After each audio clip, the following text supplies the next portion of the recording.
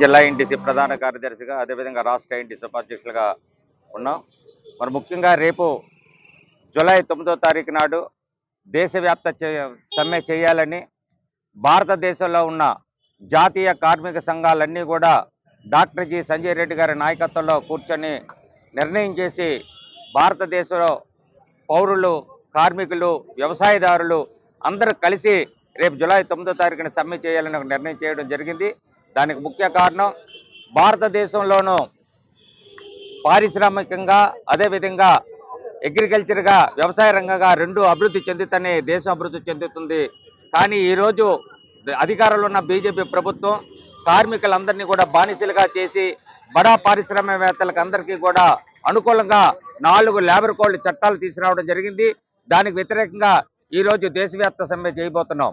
మరి ముఖ్యంగా కార్మికులకి సమ్మె చేసే హక్కు కానీ, యూనియన్ రిజిస్టర్ చేసే హక్కు కానీ, ఈఎస్ఐ కానీ, పిఎఫ్ కానీ, ఫైనల్ సెటిల్మెంట్ కానీ ఇలాంటి ఏమి హక్కులు లేకుండా ఇవాళ బీజేపీ ప్రభుత్వం బడా పారిశ్రామికవేత్తలకు అనుకూలంగా ఇష్టమైతే పనిచేయండి, కష్టమైతే మానేయండి అనే విధంగా ఈరోజు అధికారులను బీజేపీ ప్రభుత్వం చట్టాలు తీసుకురావడం జరుగుతుంది. మనందరికీ తెలుసు, మరి గతంలో ప్రభుత్వం భారతదేశంలో స్వతంత్రం వచ్చిన తర్వాత ఆర్థికంగా మనం ఇబ్బంది పడే పరిస్థితుల్లో ప్రైవేట్ కంపెనీలకి చాలా కూడా ప్రోత్సాహాలు ఇచ్చి ప్రైవేట్ కంపెనీలు వచ్చి ఉద్యోగాలు వచ్చాయి. అధికార డబ్బులు డబ్బులు చేకూర్చుకున్న తర్వాత ఒక్కొక్క కంపెనీ కూడా మనం భారతదేశ ప్రభుత్వం అప్పుడు కాంగ్రెస్ గవర్నమెంట్ అన్ని కూడా ప్రభుత్వ రంగ సంస్థగానే కొనసాగించే.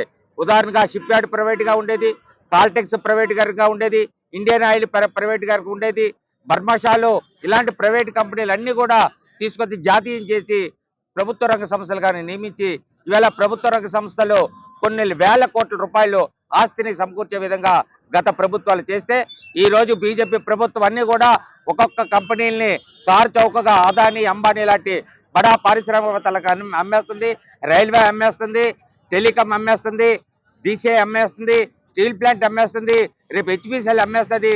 ఇలాగ అన్ని ప్రభుత్వ రంగ సంస్థలు అన్నింటినీ కారు చౌకగా అమ్ముకుంటూ పోతుంది. దానికి వ్యతిరేకంగా ఇవాళ జాతీయ కార్మిక సంఘాలు అందరూ కూడా కలిసికట్టుగా పోరాటాలు చేస్తున్నాయి.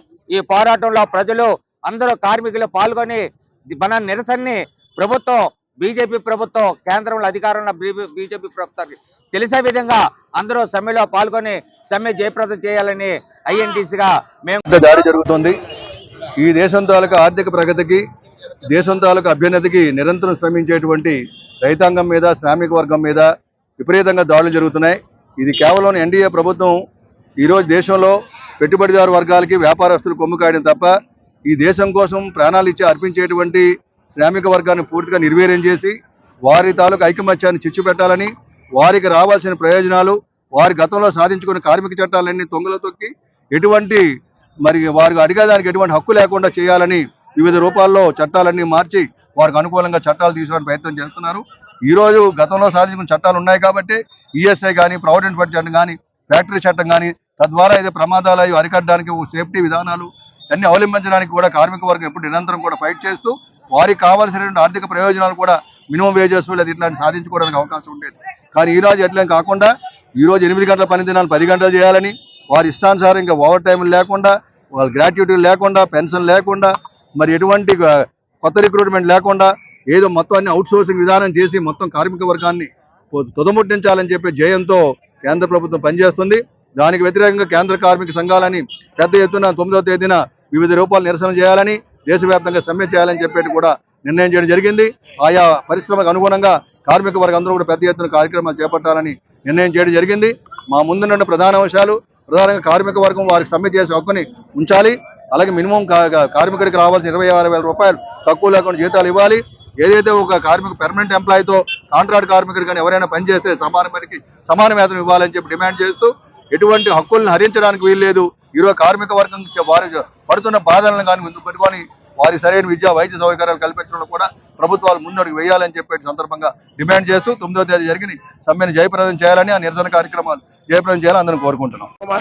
జిల్లా ట్రేడ్ యూనియన్ అధ్యక్షులు వైఎస్ఆర్టీసీ రేపు జూలై 9వ తారీఖున జరిగే సమ్మె కోసం ఈరోజు మీ ఏర్పాటు చేయగలిగింది.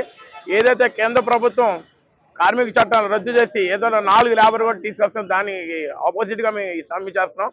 రేపు 9వ తారీఖుని అందరి బహిష్కరించి ధర్నా చేస్తామని కూడా కోరుతూ ఉన్నాం.